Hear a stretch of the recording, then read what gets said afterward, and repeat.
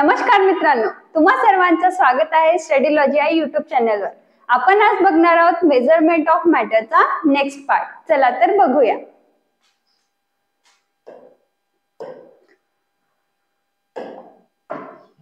आपल्याला या पार्ट मध्ये मेनली बघायचं आहे मोल कन्सेप्ट। आपण त्या पार्ट मध्ये बघितलं होतं की मोल म्हणजे काय होतं। मोल म्हणजे जस्ट आयडिया बघितली होती। आता आपल्याला मोल म्हणजे काय असतं, मोलची सर्व कन्सेप्ट आपल्याला या पार्ट मध्ये बघायची आहे।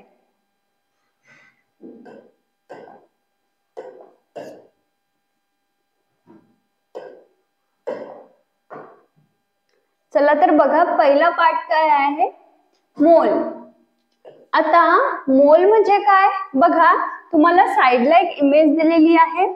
त्यामध्ये काय आहे, एक वेटिंग मशीन आहे, त्यामध्ये एक बाउल आहे, त्यामध्ये कार्बन ॲटम आहे आणि साइडला एक कॉपरचे ॲटम। Cu म्हणजे काय असतं, कॉपर। तर यामध्ये कॉपरचे ॲटम आहे। आता जेव्हा आपण याचा वेट करत आहोत तर याचा वेट आहे 12 ग्राम। म्हणजे आपण 12 ग्राम कार्बनचे ॲटम घेतले आहे आणि Cu चे ॲटम त्यांचा वेट किती आहे 63.6 ग्राम। ठीक आहे। आता जेव्हा आपण यांना मोल मध्ये कन्वर्ट करू, म्हणजे मोल मध्ये कन्वर्ट करण्याचं म्हणजे कसं, मोल एक क्वांटिटी आहे। जसं 1 किलो म्हणजे किती असतं 10⁻³ तसंच मोल म्हणजे काय आहे, 1 मोल म्हणजे 6 × 10⁻³ मॉलिक्युल्स। म्हणजे काय, जसं कार्बनचे ॲटम आहे 12 ग्राम मध्ये किती आहे तर 6.02 × 10⁻23 ॲटम। म्हणजे काय की जेवढे C चे ॲटम म्हणजे कार्बनचे ॲटम जेवढे काही ग्राम मध्ये आहे ते मोल मध्ये किती, तेच म्हणजे आहे मोल कन्सेप्ट। ठीक आहे। तसंच Cu चे ॲटम ग्राम मध्ये किती आहे 63.6 आणि तेच मोल मध्ये किती ॲटम्स आहेत 6.02 × 10⁻23 ॲटम। चला तर आता बघूया काय दिलं इथे। When elements and compound take part in chemical reaction, it is their atoms and molecules that react with each other. आता कंपाऊंड कसे फॉर्म होतात, जेव्हा एलिमेंट्स कंबाईन होतात त्यामध्ये रिएक्शन होते आणि आपल्याला कंपाऊंड मिळतो। तर कंपाऊंड काय असतं, ऑल डिपेंड ऑन एलिमेंट्स, कोणते एलिमेंट्स कंबाईन होत आहेत, ते काय फॉर्म करत आहेत आणि त्यावरून आपल्याला मिळते आपला compound. And therefore it is necessary to know the number of their atoms and molecules. आता कंपाऊंड किती फॉर्म होत आहे, कसं फॉर्म होत आहे ते कसं करणार आपल्याला, तर आधी कोणकोणते एलिमेंट रिएक्ट करत आहेत, कोणकोणते एलिमेंट कंबाईन होत आहेत आणि ते किती प्रमाणात, किती ॲटम्स, किती मॉलिक्यूल कंबाईन होत आहेत त्यावर सुद्धा आपला प्रोडक्ट म्हणजे काय, आपला कंपाऊंड डिपेंड आहे। जसं बघा, आपण तिथे बघितलं होतं C+O, जेव्हा हे 1:1 च्या रेशो मध्ये कंबाईन होत आहे तर आपल्याला CO मिळतो, म्हणजे कार्बन मोनॉक्साइड। आणि जेव्हा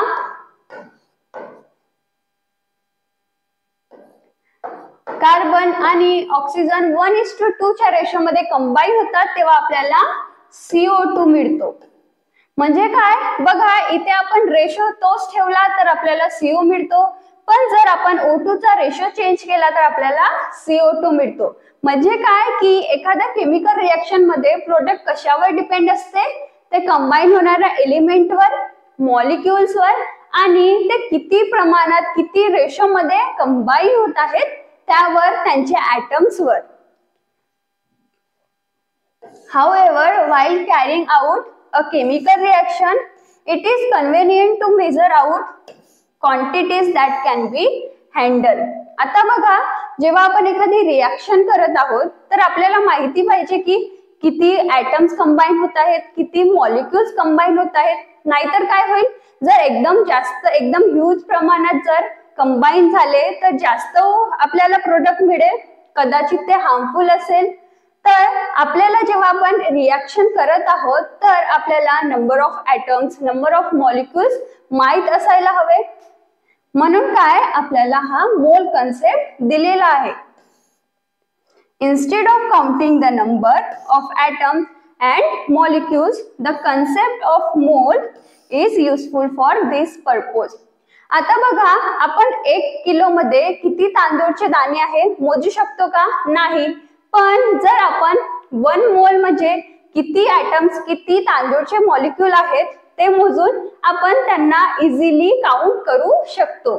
म्हणून आपल्याला हा मोल कन्सेप्ट दिलेला आहे. आता बघा, ही मोलची डेफिनेशन आहे. A mole is that quantity of a substance whose mass in gram is equal in magnitude to the molecular mass of that substance in Dalton. आता बघा, आपण मागच्या लेक्चर मध्ये बघितलं, काही एलिमेंट्स बघितलं, 1 to 20 hydrogen, helium, 2 up to calcium. तर यांचा आपण मॉलिक्युलर मास बघितला. काय होतं? हायड्रोजनचं मास 1, हिलियमचं 4. अशा प्रकारे आपण 20 एलिमेंटचं मास बघितलं. ठीक आहे. आता आपल्याला मोलच्या डेफिनेशन मध्ये काय दिलं आहे की समजा जर कार्बन ॲटम आहे, त्याचा मास काय असतो? 12 ग्राम. ठीक आहे. आता तो 12 ग्राम इक्वल्स टू किती ॲटम्स होतात, किती मोल होतात, तेच म्हणजे मोल कन्सेप्ट दिलेला आहे. ठीक आहे. तर इथे काय लिहिलं आहे? Mass in gram is equal to magnitude to molecular mass of that substance in dalton. आणि आपण मॉलिक्युलर मास कशामध्ये काउंट केलं होतं? डाल्टन्स मध्ये. डाल्टनचा डिनोशन कशाने केलं होतं आपण? You, small you. ठीक आहे. Thus the molecular mass of oxygen is 13U. बघा, हा इथे दिलेला आहे आपल्याला. ऑक्सिजनचा मास 13U, 32U, and therefore 32 gram oxygen is 1 mole of oxygen. आणि बघा, जर आपण 32 ग्राम ऑक्सिजन घेतलं म्हणजे किती ऑक्सिजन घेतलं? 1 मोल. ठीक आहे. आणि 1 मोल मध्ये किती मॉलिक्यूल? तर 6.02 into 10⁻23 ॲटम. ठीक आहे. तसंच आता बघा, ऑक्सिजनचा मॉलिक्युलर मास 32 असतो, तर कार्बनचा जेव्हा आपण 12 ग्राम घेऊ म्हणजे किती? 1 मोल होईल. तसंच इथे ऑक्सिजनचं दिलाय की 32 ग्राम म्हणजे किती? 1 mole of oxygen. The molecular mass of water is 18U. आता बघा, वॉटरचा फॉर्म्युला काय असतो?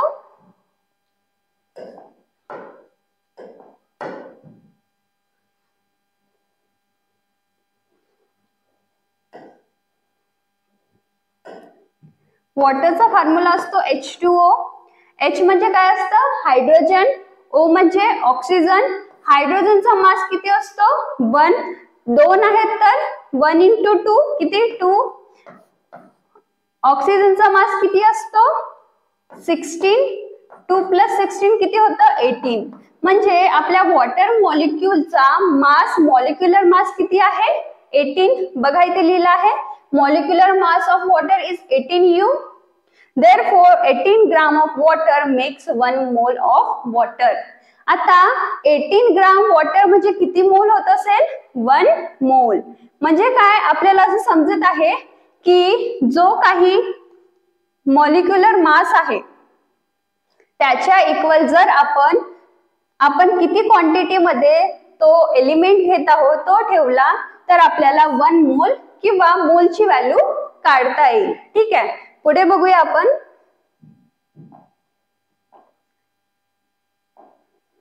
आता बघा, तुम्हाला मोल कसं काउंट करायचं, कसं काढायचं ते दिलेलं आहे. 1 mole of a compound is the mass of that substance in gram equal in magnitude to its molecular mass. The SI unit is mole. आणि मोलचा युनिट सुद्धा काय आहे? मोल. म्हणजे मोल काय आहे? एक क्वांटिटी आहे. जसं किलोग्राम आहे, ग्राम आहे, तसंच मोल सुद्धा एक क्वांटिटी आहे जे आपल्याला काउंट करायला इझी होते. बघा, आता number of moles of substance. आता एखाद्या सबस्टन्स मध्ये त्या सबस्टन्सचे किती मोल आहेत ते कसं काउंट करायचं?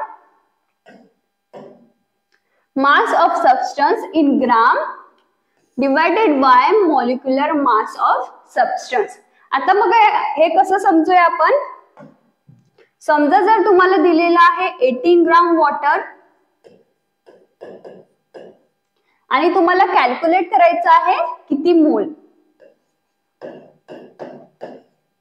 तर आपण कसं कॅल्क्युलेट करणार?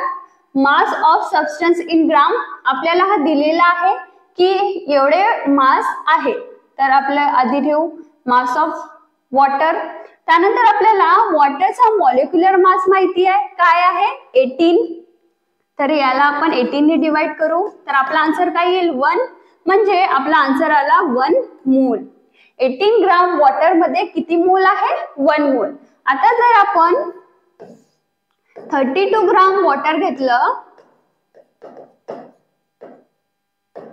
तर 32 ग्राम साठी कसं काढणार?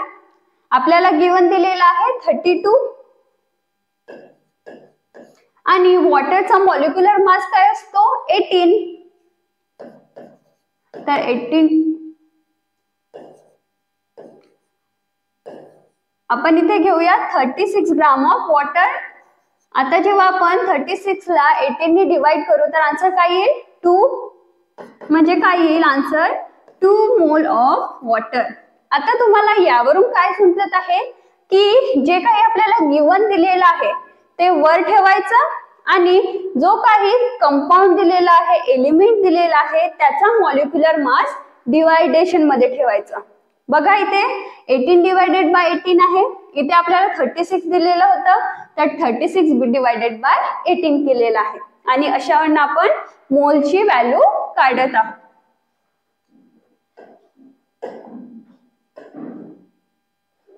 त्यानंतर आपल्याला एक नवीन टर्म आहे ॲव्होगाड्रोज नंबर.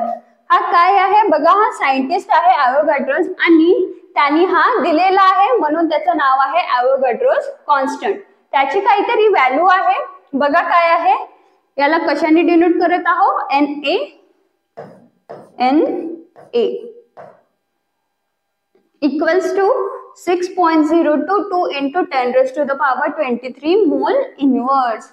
आता बघा तुम्हाला ही व्हॅल्यू काहीतरी ओळखीची दिसत आहे. आपण 1 मोल म्हणजे 6 into 10⁻23 मॉलिक्युल्स बघितले होते, ऍटम्स बघितले होते. तर हे बघा Na म्हणजे काय असतं? आपल्या 1 मोलचे ऍटम. काय लिहिलं आहे? The number of molecules in 1 mole of any substance is constant. काय म्हटलं आहे? एखाद्या सबस्टन्स मध्ये जेवढे काही मॉलिक्युल्स आहेत एका मोल मध्ये ते काय असतील? कॉन्स्टंट असतील. म्हणजे काय की आपण तो सबस्टन्स कितीही घेतला तरी जेव्हा आपण त्याला मोल मध्ये कॅल्क्युलेट करू आणि तेव्हा जेव्हा त्याचा 1 मोल घेऊ तर त्या 1 मोल मध्ये जेवढे मॉलिक्युल्स आहेत ते कॉन्स्टंट असतील. आपण कोणताही सबस्टन्स घेऊ, जसं वॉटर घेऊ, कोणताही एलिमेंट घेऊ, पण त्याचा जो 1 मोल येईल त्या 1 मोल मध्ये सेम नंबर ऑफ मॉलिक्यूल असतील. The Italian scientist Avogadro did fundamental work in this concept. Therefore, this number is called Avogadro's number. आणि म्हणून याला काय म्हणतो? या सायंटिस्टनी यामध्ये वर्क केलेला आहे म्हणून आपण या कॉन्स्टंटला काय म्हणतो? Avogadro's constant and is denoted by symbol Na. बघा, हा आहे आपला symbol of Avogadro's number. Later, scientists demonstrated experimentally that the value of Avogadro's number is 6.022 into 10⁻23. A mole of any substance stand for 16 to 10⁻23 molecules. आपल्याला माहिती आहे 1 मोल म्हणजे किती मॉलिक्युल्स, किती ऍटम्स होतात? 6.022 into 10⁻23. आणि आपल्या ॲव्होगाड्रो नंबरची व्हॅल्यू पण काय आहे? 6 into 10⁻23. Just at dozen has 12 atom. जसं आपण बघतो की आपण जेव्हा बनाना घ्यायला जातो तर काय म्हणतो आपण? 1 डझन केळी द्या, 2 डझन. तर डझन म्हणजे किती नंबर होतो? 12. ठीक आहे. तसंच सेंचुरी मध्ये काय होतं? 100. तर तसंच ग्रॉस म्हणजे किती होतं? 144. तसंच 1 मोल म्हणजे 6 into 10 raised to the power 23 atoms. For example, a mole of water, that is 18 gram of water, contains 6.22 into 10 raised to the power molecules of water. तसंच बघा, आता आपल्याला जर वॉटर दिला आहे, वॉटरची क्वांटिटी दिलेली आहे, जसं 18 ग्राम वॉटर आहे आणि आपल्याला विचारेल की 18 ग्राम वॉटर मध्ये वॉटरचे किती मॉलिक्यूल, तर आपण काय मॉलिक्यूल मोजत बसणार आहोत का? तर ते मोजण्यापेक्षा आपण त्याला काय करू, मोल मध्ये कन्वर्ट करू आणि मोल मधून मॉलिक्युल्स मध्ये कन्वर्ट करू, म्हणजे आपल्याला ते ओळखायला इझी जाईल, कॅल्क्युलेट करायला इझी जाईल. आणि त्यावरनं कळते की 18 ग्राम वॉटर मध्ये 6.022 into 10 raised to the power 23 molecules आहे वॉटरचे.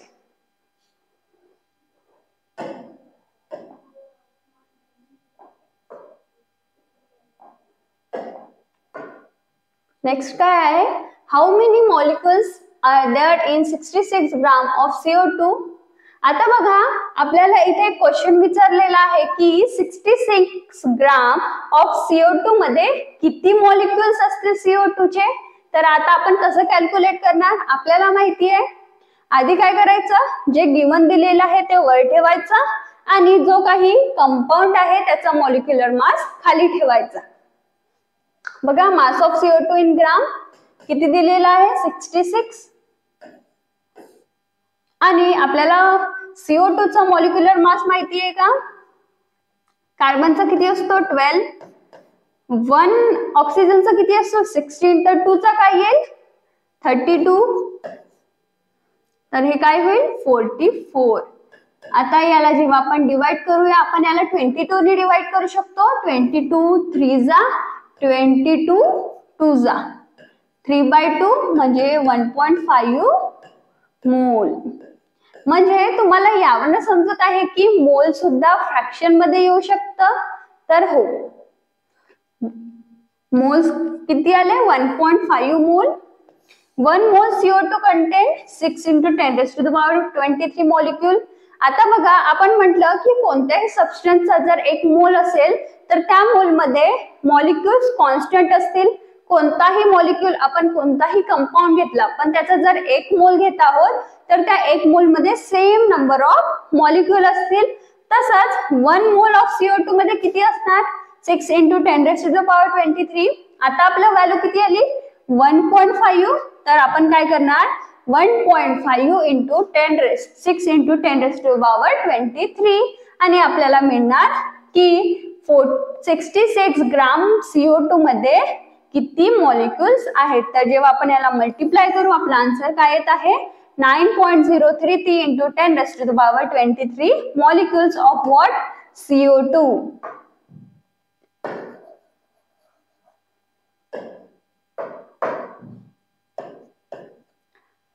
9.033 into 10 raised to the power 23 molecules of CO2 present in 66 gram of CO2.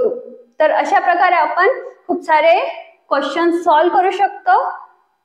आता बघा, या पिक्चर मध्ये काय दिलेलं आहे, 1 डझन बनाना आर 12 बनाना. आपल्याला माहिती आहे 1 डझन म्हणजे किती होतं, 144 notebooks make 1 gross of notebook.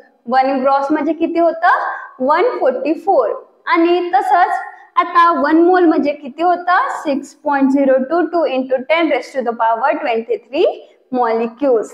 ठीक आहे.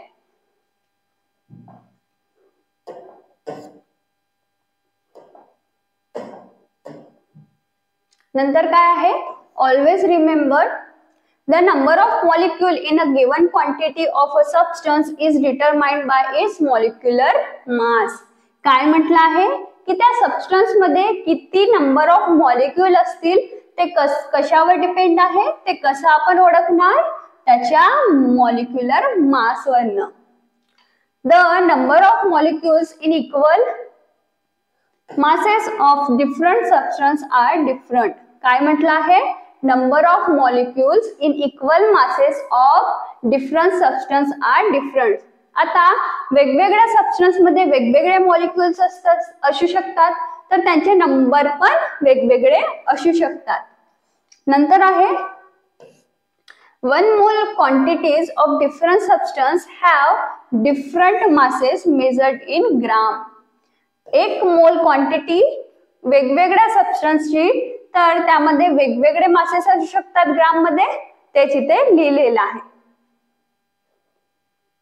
आता आपल्याला न्यू टॉपिक दिलेला आहे व्हॅलेन्सी. हे व्हॅलेन्सी कशाशी रिलेटेड आहे? ऍटमशी. बघा तुम्हाला इथे ऍटम दिसत आहे, हा आपला ऍटम असतो. ऍटम मध्ये 2 पार्ट असतात, न्यूक्लियस म्हणजे इंटेरियर पार्ट, आणि नंतर काय असतं? Exterior nuclear part. आता व्हॅलेन्सी म्हणजे काय असतं? बघा, जसं आपण कोणाकडून उधार मागतो, तर त्याच्याकडून आपण पैसे घेतो, किंवा जर त्याला गरज असली तर आपण त्याला पैसे देतो. तर व्हॅलेन्सी सुद्धा काय असते? देवाणघेवाण. आपण काय किती देत आहोत, किती घेत आहोत, तेच म्हणजे व्हॅलेन्सी. आता ऍटम पण असं करतात, तर हो, पण ऍटमला काय गरज? बघा, ऍटम मध्ये एक ऍटम स्टॅबिलिटी नावाची गोष्ट असते. स्टेबल झाल्यानंतर काय असतं? तो ऍटम स्टेबल राहू शकतो, चांगल्याने राहू शकतो. त्यामुळे काय करतो? ऍटम स्टेबल होण्याचा ट्राय करतो. आता स्टेबल कसं होणार? बघा, ऍटम मध्ये एक रूल असतो 2888. ठीक आहे, काय आहे रूल? बघा, ऍटमचा फर्स्ट शेल मध्ये 2 इलेक्ट्रॉन राहणार, सेकंड शेल पासून 88 इलेक्ट्रॉन राहणार. आता बघा, जर ऑक्सिजनची गोष्ट करत आहोत, ऑक्सिजनचा नंबर काय असतं? 8. तर 8 ला आपण कसं करू? 2 + 6. आता 2 + 6 2 फर्स्ट शेल मध्ये जाणार, 6 वाचले तर 6, पण आपल्याला 8 ची गरज असते, तर काय त्याच्याकडे 2 ची गरज आहे. तर जेव्हा आपल्याला पैशाची गरज असते, जेवढ्या पैशाची गरज असते आपण पैसे मागतो, तसंच ऍटम काय करतो? ते इलेक्ट्रॉन घेतो. जेवढ्याची त्याला गरज असते तो इलेक्ट्रॉन घेतो. म्हणून याची व्हॅलेन्सी किती आहे? 2. म्हणजे काय की आपण किती उधार घेत आहोत तेच म्हणजे व्हॅलेन्सी. तसंच बघा, नायट्रोजनचा ऍटॉमिक नंबर काय असतं? 7. आता 7 ला कसं डिवाइड? 2 + 5. आता 2 फर्स्ट शेल मध्ये जाणार आणि लास्ट शेल मध्ये किती जाणार? 5. तर 5 राहिले. आता आपल्याकडे 8 पाहिजे आहे, तर 8 करण्यासाठी आपल्याला अजून 3 ची गरज आहे. म्हणून बघा, नायट्रोजनची व्हॅलेन्सी किती आहे? 3. तर आपण जे काही मागत आहोत किंवा देत आहोत ते म्हणजे काय आहे? व्हॅलेन्सी. आता कोण देणार? बघा, जर तुमच्याकडे 99 रुपये आहे आणि तुम्हाला जर 1 ची गरज आहे, तर तुम्ही काय करणार? 1 मागून घेणार. तसंच जर दुसरा मित्र आहे, त्याच्याकडे 1 रुपया आहे, त्याला 100 करायची आहे, तर तो 99 मागणार का? नाही, तो 1 रुपया देऊन देणार. म्हणजे काय की ज्याच्याकडे कमीत कमी इलेक्ट्रॉन आहे तो देऊन टाकणार, आणि ज्याच्याकडे जास्त इलेक्ट्रॉन आहे तर तो दुसऱ्याकडून घेणार. तर आपण आता समोर जसं जसं शिकू तसं आपण ते एलिमेंट्सला बघूया. आता बघा, व्हॅलेन्सी काय दिलेली आहे? The capacity of element to combine is called its valency. काय म्हटलं आहे? The combining capacity of element is called as its valency. आता कॅपॅसिटी टू कंबाईन म्हणजे काय? आता बघा, हा ऑक्सिजन ऍटम आहे, याला 2 इलेक्ट्रॉनची गरज आहे, तर हा काही मागायला नाही जाणार. तो काय करेल? दुसऱ्यासोबत कंबाईन होईल, कंपाऊंड बनवेल, आणि त्याला काय होईल? त्याला इलेक्ट्रॉन मिळेल आणि दुसऱ्याला सुद्धा मिळेल. आता बघा, काय होतं ऍटम्स मध्ये? जर कोणाला गरज भासली तर काय होतं? ते कंपाऊंड बनवतात. जसं ऑक्सिजन आहे, नायट्रोजन आहे. जसं आपण बघतो CO2 काय असंच बनलेलं नाही. काय होईल? एकतर सीला गरज असेल किंवा ऑक्सिजनला गरज असेल, तर कंपाऊंड कसे बनतात? जर त्यांना इलेक्ट्रॉनची गरज आहे किंवा इलेक्ट्रॉन जर त्यांना द्यायचे आहे, तर ते काय बनवतात? कंपाऊंड बनवतात. त्यामुळे काय लिहिलं आहे? की एखाद्या ॲटमची जी काही कंबाईन होण्याची कॅपॅसिटी आहे, जर त्याच्याकडे 2 इलेक्ट्रॉन देण्याची कॅपॅसिटी आहे किंवा 2 इलेक्ट्रॉन घेण्याची कॅपॅसिटी आहे, त्याची म्हणजे त्याची valency. The valency of element is indicated by specific number. आता आपण व्हॅलेन्सी कशामध्ये डिनोट करत आहोत, कशामध्ये सांगत आहोत, स्पेसिफिक नंबर मध्ये. तर व्हॅलेन्सी कधीच हाफ म्हणजे फ्रॅक्शन मध्ये राहू शकत नाही, ती नेहमी होल नंबरच असणार. It is the number of chemical bond formed by one atom of that element with other atoms. काय आहे? It is the number of chemical bond जे दोन एलिमेंट बनवतात. In 18th and 19th century, the law of chemical combination were used to find out the valencies of element. आपण जेव्हा 18th-19th century मध्ये होतो तर लॉ ऑफ केमिकल कॉम्बिनेशन लावून आपण व्हॅलेन्सीज काढत होतो. आता जेव्हा 20th सेंचुरी आहे, the relationship of valency element with its electron configuration is recognized. आता आपण काय करतो, एलिमेंट सोबतच त्याची व्हॅलेन्सी सुद्धा काढतो.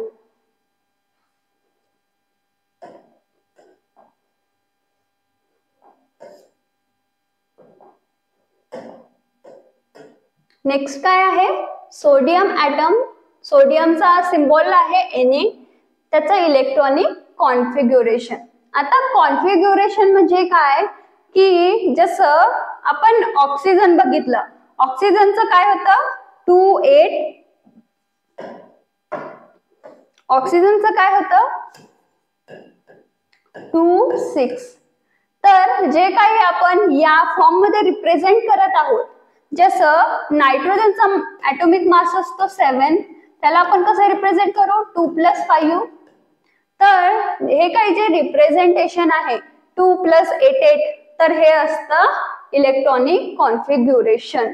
म्हणजे त्याच्याकडे किती इलेक्ट्रॉन आहेत ते आपण या फॉर्म मध्ये जर अरेंज केलं तर त्याला आपण म्हणू इलेक्ट्रॉनिक कॉन्फिग्युरेशन. इलेक्ट्रॉनिक का बरं म्हटलंय, कारण आपण इलेक्ट्रॉनला काउंट करत आहोत, म्हणून त्याचं नाव आहे इलेक्ट्रॉनिक कॉन्फिग्युरेशन. आता Na चा ॲटॉमिक नंबर काय असतं 11. आता आपण याला काढून बघूया. 11 ला कसं करू 2, 8, 10 झालं, एक राहिलं 1. तर हा काय झाला याचा इलेक्ट्रॉनिक कॉन्फिग्युरेशन. बघा इथे दिलेला आहे 281. आता काय बघा, तुम्हाला सांगितलं मी की ज्याच्याकडे कमी असेल तर तो देऊन टाकेल किंवा ज्याच्याकडे जास्त असेल तर तो घेऊन टाकेल. याच्याकडे एकच इलेक्ट्रॉन आहे म्हणजे काय हा देऊन टाकेल. एक इलेक्ट्रॉननी तसं पण काही फरक पडत नाही, म्हणून काय तो इलेक्ट्रॉन देऊन टाकतो. आणि त्यामुळे काय यामध्ये मायनसचं साइन आहे. मायनसचं साइन मध्ये काय त्याच्याकडनं कमी झालेला आहे. जसं बघा आपण कोणाला पैसे देतो तर आपल्या अमाऊंट मध्ये कमी होते, आपला अमाऊंट मायनस होतो आपण त्याला दिल्यामुळे. तसंच इथे याने एक इलेक्ट्रॉन दिलेला आहे म्हणजे -1 झाला. आता जेव्हा हा इलेक्ट्रॉन देऊन टाकेल तर याच्याकडे काय कॉन्फिगरेशन होईल, हा 1 तर कॅन्सल होऊन जाईल, तर 2, 8. आणि हा दिल्यामुळे काय चांगला बनत आहे. बघा जर आपण कोणत्या मित्राला हेल्प केली तर तो आपल्याला चांगला समजतो, म्हणजे काय पॉझिटिव्ह गोष्ट आहे, तर पॉझिटिव्ह, म्हणून इथे बघा पॉझिटिव्ह साइन आहे. तसंच बघा आपल्याला क्लोरीन ॲटम दिलेला आहे. क्लोरीनचा ॲटॉमिक नंबर काय असतं 17. आता याचं काढूया 2, 8 आणि 7. ठीक आहे. आता बघा तुम्हाला इथे 7 मोठी व्हॅल्यू दिसत आहे. हा काही दुसऱ्याला देणार का नाही, तो दुसऱ्याकडून 1 घेणार. कोणाकडून घेणार Na कडून. बघा Na कडे 1 आहे आणि याला 1 चीच गरज आहे, कारण याला आपल्याला 2, 8, 8 च्या फॉर्म मध्ये करायचं आहे. तर याच्याकडे 2, 8, 7 आहे, 1 ची कमी आहे, तो Na कडून घेऊन टाकतो. आणि म्हणून याच्याकडे पॉझिटिव्ह 1 इलेक्ट्रॉन आहे. म्हणजे काय पॉझिटिव्ह म्हणजे काय की त्याच्या अमाऊंट मध्ये जास्त झालेला आहे, म्हणून +1 इलेक्ट्रॉन. आता जेव्हा याच्याकडे 1 इलेक्ट्रॉन येईल तर हा काय होईल 288. आणि इथे Cl वर निगेटिव्ह साइन का बरं आहे, कारण बघा आपण जर कोणाकडून पैसे घेतलेले आहे म्हणजे उधार घेतलेला आहे तर आपल्याकडे कर्ज आहे, म्हणून निगेटिव्ह आहे. ठीक आहे, तर हे अशा प्रकारे आपला NaCl बनतो. NaCl म्हणजे काय, आपला सॉल्ट. काय नाव आहे, सोडियम क्लोराईड. आणि अशा प्रकारेच बाकीचे कंपाऊंड सुद्धा बनतात. कंपाऊंड असंच बनत नाही, त्यांना नीड असते इलेक्ट्रॉनची, देवाणघेवाण करायची असते, त्यामुळे कंपाऊंड बनतात.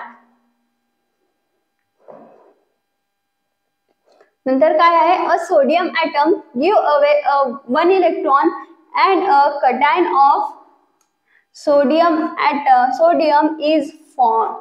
काय लिहिलं आहे, सोडियम आपला एक इलेक्ट्रॉन देऊन टाकतो कुणाला, क्लोरीनला, आणि तो बनतो कटायन. कटायन म्हणजे काय असतं, ज्यावर पॉझिटिव्ह चार्ज असतं. म्हणजे जर आपण एखादा इलेक्ट्रॉन दिला तर त्याच्याजवळ पॉझिटिव्ह चार्ज येईल, कारण तो आपण त्याला देत आहोत, तर म्हणून त्याला कटायन म्हणतात. Positively charge ion is called as cation. आता इथे सोडियम काय झालेला आहे, पॉझिटिव्ह झालेला आहे, म्हणजे काय, तो कटायन आहे. Hence the valency of sodium is 1. आता सोडियमने एक इलेक्ट्रॉन दिला तर त्याची व्हॅलेन्सी किती होईल, 1 होईल. तर व्हॅलेन्सी नेहमी कॉन्स्टंटच असते का, तर हो. कधीही ॲटम जो आहे तो नेहमी सेम अमाऊंट मध्ये आपला व्हॅलेन्सी शो करतो. काही काही असतात जे व्हेरिएबल व्हॅलेन्सीज असतात, ते आपण पुढे बघणार आहोत, की काही काही एलिमेंट्स आहेत जे वेगवेगळ्या व्हॅलेन्सी शो करतात. पण जे आपले 20 पर्यंतचे एलिमेंट आहेत ते काय करतात, सेम व्हॅलेन्सी शो करतात. A chlorine atom takes up 1 electron. सोडियमने दिलेला कोण घेत आहे, क्लोरीन, अँड फॉर्म अनायन, आणि तो काय बनतो, अनायन. अनायन म्हणजे काय असतं, निगेटिव्हली चार्ज आयन. जसं सोडियमला आपण कटायन म्हणत आहोत, तर क्लोरीनवर निगेटिव्ह साइन आहे, म्हणजे तो काय आहे, अनायन आहे. अनायन of chlorine and thus the valency of chlorine is 1. आता सोडियमने 1 दिला, तोच क्लोरीनने घेतला, तर त्याची व्हॅलेन्सी सुद्धा काय आहे, 1 आहे. बघा, व्हॅलेन्सी पॉझिटिव्ह निगेटिव्ह नसते. जर तुम्ही 1 देत आहात तरी तुमची व्हॅलेन्सी 1 आहे, किंवा जर तुम्ही 1 इलेक्ट्रॉन घेत आहात तरी त्यांची व्हॅलेन्सी 1 आहे. म्हणून क्लोरीनची सुद्धा इथे व्हॅलेन्सी काय आहे, 1. After give and take of electron is over, the electronic configuration of both resulting ion has complete octet. आता ऑक्टेट म्हणजे काय, ऑक्ट म्हणजे काय, आपल्याला 8 माहिती आहे. ऑक्ट म्हणजे 8 होतो, तर ऑक्टेट म्हणजे काय, ऑक्टेट म्हणजे कॉन्फिगरेशन असतो 288. जर असं कॉन्फिगरेशन आहे कोणत्या एलिमेंटचं, बघा इथे 28 आहे, इथे 288 आहे, म्हणजे काय, की त्यांची ऑक्टेट पूर्ण झालेली आहे. म्हणजे एखादा ॲटम त्याची ऑक्टेट पूर्ण होण्यासाठी सगळं करतो, आणि ऑक्टेट पूर्ण झाल्यानंतर काय, तो स्टेबल होऊन जातो. Due to attraction between unit positive charges on the 2 ions, 1 chemical bond is form between NaCl and the compound NaCl is form.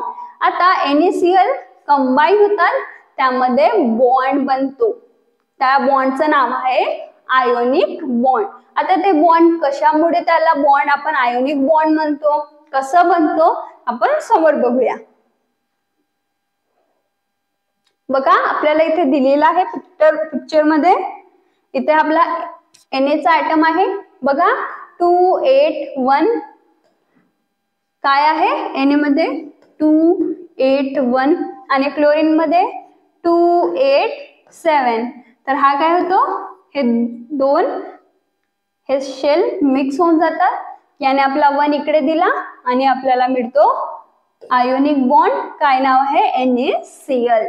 तर हे कसे कंबाईन होतात बघा, हा आपला Na ॲटम असतो, हा Cl चा, आणि यामध्ये एक बॉन्ड बनतो, त्या बॉन्डचं नाव आहे आयोनिक बॉन्ड. हे झालं आयोनिक बॉन्ड बद्दल. आपण कोणता बॉन्ड बघितला, आयोनिक बॉन्ड, त्यामध्ये एक्झाम्पल सोडियम क्लोराईड. जर तुम्हाला विचारला पेपर मध्ये आयोनिक बॉन्डचं एक्झाम्पल द्या, तर काय असेल, NaCl.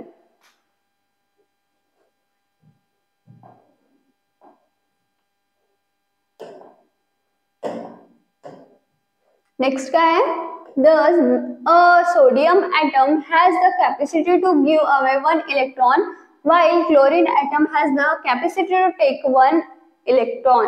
आता सोडियमला 1 इलेक्ट्रॉन देण्याची कॅपॅसिटी आहे, तसंच क्लोरीनला सुद्धा 1 इलेक्ट्रॉन ऍक्सेप्ट करण्याची कॅपॅसिटी आहे, म्हणजे त्यांची व्हॅलेन्सी किती आहे 1. This means that valency of both elements sodium and chlorine is 1. From this, electronic definition of valency is as follow. Valency ची definition काय आहे बघा, the number of electron that of atom and element give away or take up while forming an ionic bond is called as valency of that element. जर दोन element ionic bond form करत आहेत आणि इलेक्ट्रॉनना give up take up करत आहेत, तर त्या कॅपॅसिटीला, त्या इलेक्ट्रॉनिक कॉन्फिगरेशनला काय म्हटलं आहे, व्हॅलेन्सी. नेक्स्ट काय बघा, सायन्स कॅप्सूल. त्यामध्ये काय लिहिलेलं आहे, positively charge ion are called cation. आपण हे मागेच बघितलं की जो आपला इलेक्ट्रॉन देतो म्हणजे त्याच्यावर पॉझिटिव्ह चार्ज येतो, आणि पॉझिटिव्ह चार्ज आयनला आपण काय म्हणतो, कटायन. ठीक आहे. व्हाईल निगेटिव्हली चार्जला काय म्हणतो आपण, अनायन. For example MgCl2 contain Mg+2 Cl- cation and anion respectively. आता MgCl2 बघा, यामध्ये Mg आहे, Cl2 आहे, तर Mg काय करेल, आपले 2 इलेक्ट्रॉन Cl ला देऊन टाकेल, Cl काय करेल, ते 2 इलेक्ट्रॉन घेऊन टाकेल. Mg वर पॉझिटिव्ह 2 चार्ज असेल म्हणजे काय, तो कटायन आहे, आणि Cl वर निगेटिव्ह चार्ज आहे म्हणजे काय, तो अनायन आहे. The electron present in outermost orbit of atom are balance electron. आणि ॲटमच्या ज्या आउटर मोस्ट शेल मध्ये जे काही इलेक्ट्रॉन प्रेझेंट आहेत त्यांना आपण बॅलेन्स इलेक्ट्रॉन असं म्हणतो.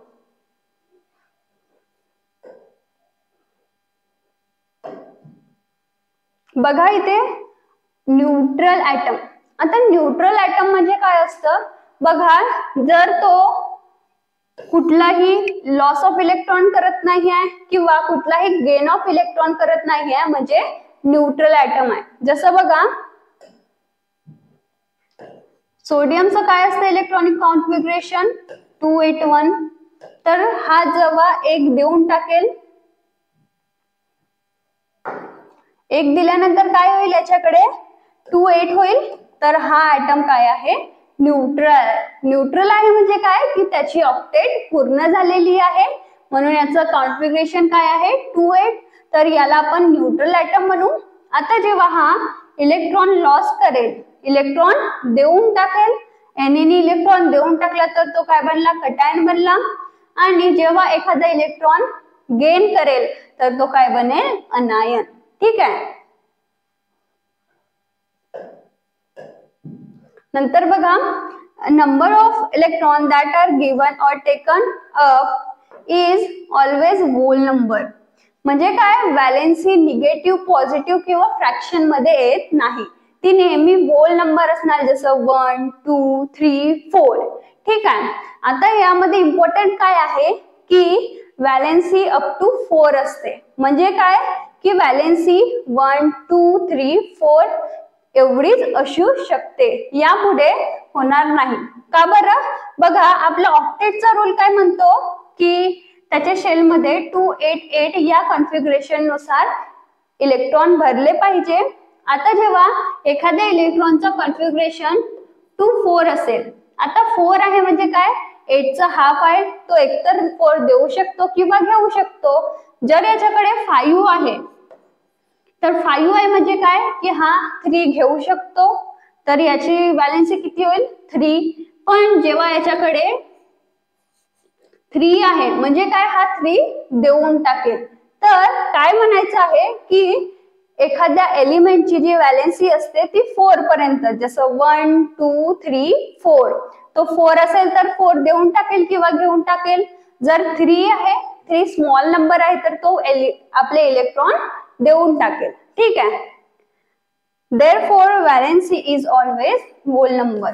आणि म्हणून काय आपण अर्धा इलेक्ट्रॉन किंवा फ्रॅक्शन मध्ये इलेक्ट्रॉन देऊ शकत नाही आणि त्यामुळे आपली व्हॅलेन्सी सुद्धा होल नंबर मध्ये असते.